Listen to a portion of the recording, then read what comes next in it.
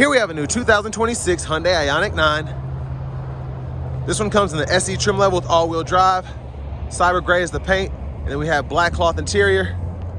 We get an electric motor on each axle, up to 320 miles on a charge, DC fast charge capability. Sticker price is $65,410. As we come around to the front end here, we do get our LED headlamps along with the LED daytime running lights. And I really like the styling of this IONIQ 9. I like just how the patterns and everything, like you would expect from an IONIQ, just a retro look, but futuristic looking at the same time. As we come around to these wheels, these are gonna be 19-inch alloy wheels. Interesting design choice. We get passive keyless entry on the front, and then to the door panel here, we have one-touch up and down windows in the front, regular power windows in the back, electronic child locks, rear window locks there, power door lock controls, power mirrors. We also have blind spot monitors as well. Bottle holder, release for the charge port. Hit this twice to get to the front, and then you can press this to get to the lift gate. That is power, traction control, electronic parking brake, and then your brightness for the gauge cluster you can adjust here. Manual tilt telescoping steering wheel. And there's the power driver's seat with two-way power lumbar support. Now I want to give a huge thanks to Hyundai of Cool Springs for allowing me to review this IONIQ 9 today. I'll leave a link below in the description. If you're looking to find the best price on one of these closer to home, click that second link down below. It takes just a minute to fill out your information, and I'll make sure the local dealers are fighting to get you the best price on this or whatever new vehicle you might be interested in.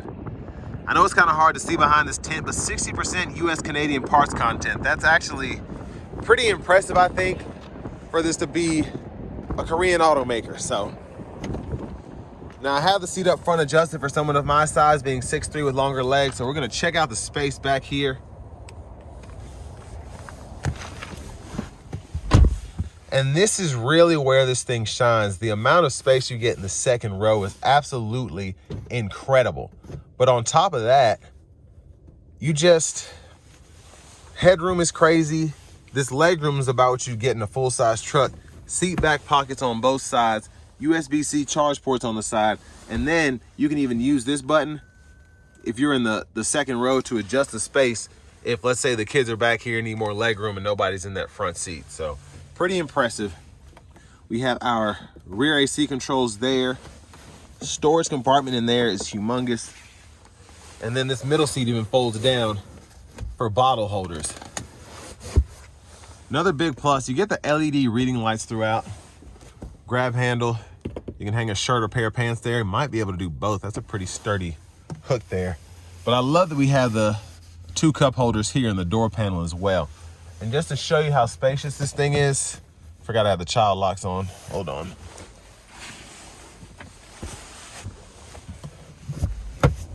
Look how big that door is. The opening is crazy. You feel like you're in a Rolls Royce or something. There's even another bottle holder there. Just bottle holders everywhere. And then you even have a manual child lock that you can activate as well, if you have to do that for whatever reason. But you can hit this, fold the seat flat. And then third row, you get a bottle holder there, USB-C charge port, both sides. So, I mean, just the usability here is crazy. And what I like is you can use this as a storage compartment, because when you put the seat all the way back, you're pretty much taking up that third row. But it's really easy to configure this so everybody can fit. And you can also tumble the seat by hitting that button in the back as well.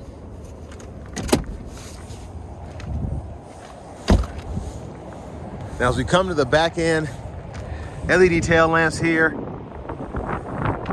Sorry for the wind noise. The last few days have been terrible out here. But there's a look at the space, and you can see kind of the difference between when the third row is folded down and when it's up here. But you can even see the usability aspect of it. I can put all of this here and then have my cargo space full if I need to, or empty if I need to put something else there. I like the storage pocket as well. And then you have a switch if you want to fold down that second row. And then these to pull, you just pull and then let go. But all 5 of these rear seats do have top tethers. If you want to put your car seat in there. And then you have a 12 volt here. And then if you want to configure the lift gate, you can do that.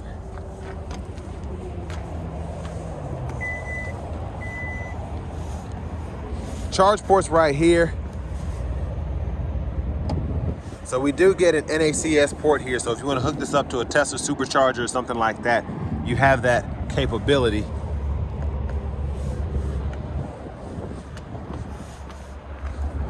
And then just a quick look from this rear passenger side.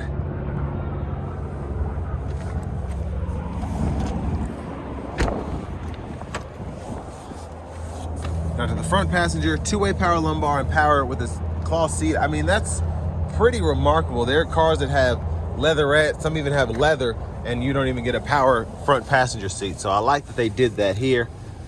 You have a glove compartment there, little pocket there if you want to hide your phone there. I like that it's kind of hidden.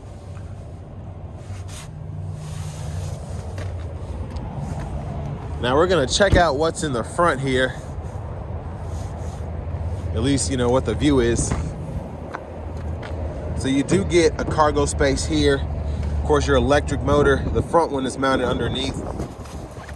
But I'm assuming this is the charger. And then we have a tire inflator kit here. And I like that they have the bags so you can actually fit these in here and they're not taking up space in the back.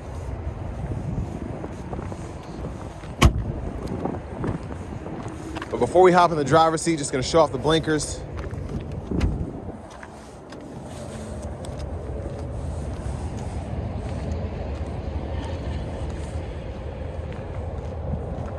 Get them in the side mirrors and up front there.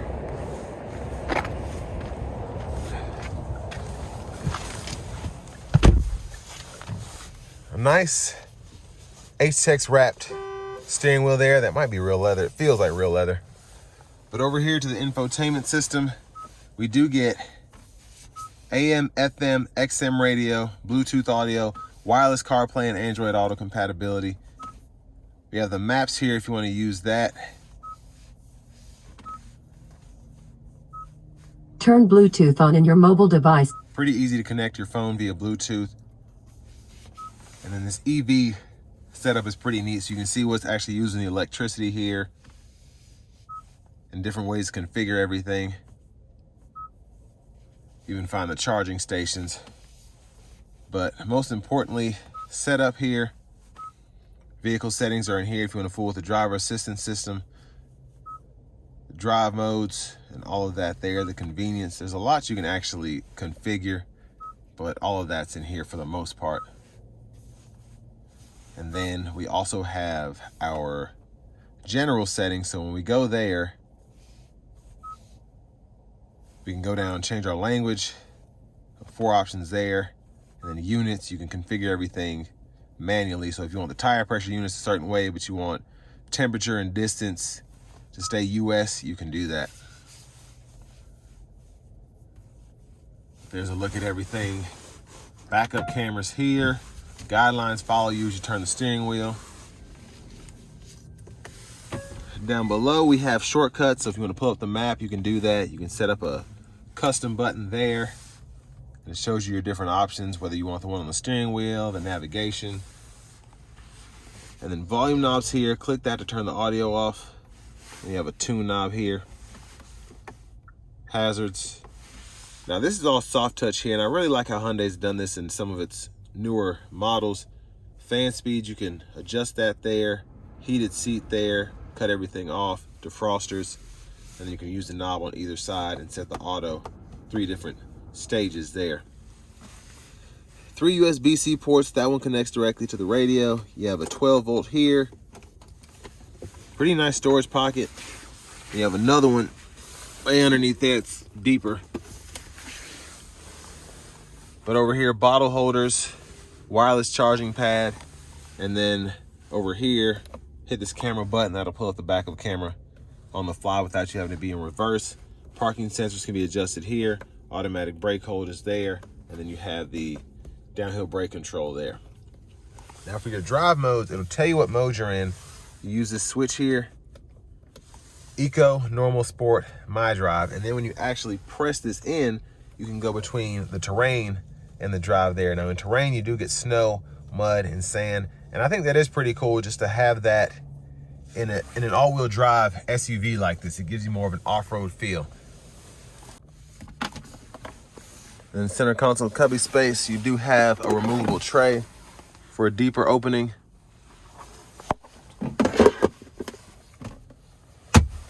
And there's a look at the back from up here. Lights. You have your BlueLink, SOS, and then vanity mirror. And back up here to the steering wheel, we do have our headlamp controls right here. You don't have to worry about them being in the screen like a lot of the newer EVs. You can turn those off. It just makes sense. Auto high beams or regular high beams, depending on what mode you're in for the low beams. And you also get rain sense wipers, which is pretty neat. So one time off, auto, low, high, and you can adjust that auto sensitivity here, and then pull up for the front fluid, rear wiper here, and then you push back for that rear fluid. Now these paddles behind the steering wheel control the regenerative braking. So when you hit this, you have 3 different levels, and then you have the I-pedal. Now the I-pedal is meant to be more of a one-pedal drive feel, and then everything else just kind of toggles the regen feel when you let off the throttle there. Left side of the steering wheel itself, smart cruise can be activated, set your speed, pause, resume, and then the gap adjust for that, as well as the lane centering is here. Hit this, and this goes through your sub menus here in the middle, and then when applicable, you can use this scroll bar to go through each sub menu that has those options. So tire pressure monitors, you can see the drive power distribution. So pretty neat. And then this right side here goes through the audio. So mode, hit that, you go through the sources. You have that custom button for the steering wheel. You can adjust that, Bluetooth, and then you can go through your track list or radio station favorites here, volume right there, and then you can click to mute and unmute, and then voice recognition button is there. Your shifter is down below, so hit the brake, drive, reverse, then you just kind of tap up for neutral, press P for park, push button start is there, and here's our key fob with remote start. And then you can activate the trunk and then the back lift gate here with these buttons. But next, let's go ahead and take this 2026 Hyundai IONIQ 9 SC with all-wheel drive out on the road for a test drive. So starting the test drive in this Hyundai IONIQ 9, it's an interesting drive. You feel like you're driving a minivan, but the space in here is it's just an interesting choice for Hyundai to go with something like this. When you look at some of the other EV competitors, like even GM, you have the Escalade IQ, which is a full-size Escalade that's electric, and then you have the next step down being the Cadillac Vistic, which is a 3-row SUV, but it still feels like an XT6. This IONIQ 9, the space feels like an Escalade, but the looks and the overall drive feel like my old Chrysler Pacifica hybrid. It's just it's wild. It really is. And I feel like that was partially what Hyundai was going for. You have just cup holders everywhere, space everywhere. This feels, again, like a minivan, and you're not constricted by the space that you get in some of these SUVs that are just big and not necessarily usable. But you're able to get up to 320 miles on a charge, which is great. The power here is fantastic. And it's just it's an overall solid SUV in my opinion.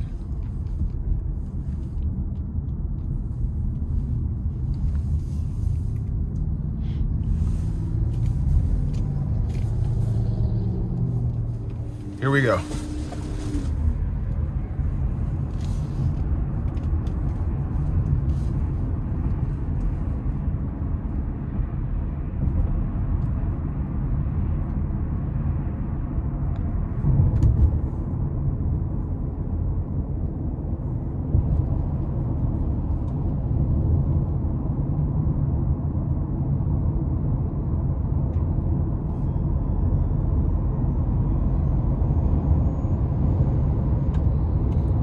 Now the sport mode here is pretty good.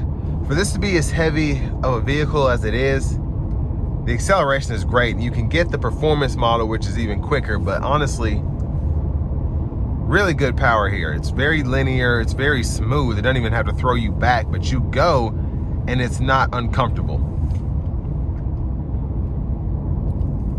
But I want to give a huge thanks to Hyundai of Cool Springs here in Franklin, Tennessee for allowing me to review this IONIQ 9 today. I'll leave a link below in the description. If you're looking to find the best price on one of these closer to home, click that second link down below. It takes just a minute to fill out your information, and I'll make sure the local dealers are fighting to get you the best price on this or whatever new vehicle you might be interested in. But the reason I wanted to review one of these is I wanted people to see kind of what the base model IONIQ 9 offers. Is it still relatively expensive? Yes. Is it still basic compared to some of the other models? Yeah, but it's an SE. And I mean, for the money, for the range, for the power, I think it's a solid choice, honestly. Me personally, I feel like if I'm this close to 65, I might as well just go with like a Vistic or something like that. But again, this has so much more usability than a typical 3-row EV. This just feels like the one true. Again, I think of the Pacifica, where the Pacifica, I really love that van. I think its usability is 10 out of 10 for road trips and all that stuff. Just all the storage pockets you have, the efficiency. That's what you have here with this IONIQ 9. But again, the design choice, one of the reasons I feel like this it's not selling as well as it could is because a lot of people don't like the design. You either love it or hate it. But me personally, I think it's an acquired taste, but it's also futuristic, if that makes sense. I feel like years from now, people are gonna be like, yeah, that IONIQ 9 was something else. Just the overall looks of it, the overall feel of it, just how ahead of its time it was, because you were able to get something built like a huge minivan that was as efficient as this is. And I just really like what they've done with it. I'd take a Performance Limited over the SE, but if you're trying to get an EV that has tons of space, 3 rows for the cheapest amount of money, I feel like this is the way to go, specifically if you're looking at this IONIQ 9. So all that being said, this will bring me to the end of my review of this 2026 Hyundai IONIQ 9 SE with all-wheel drive.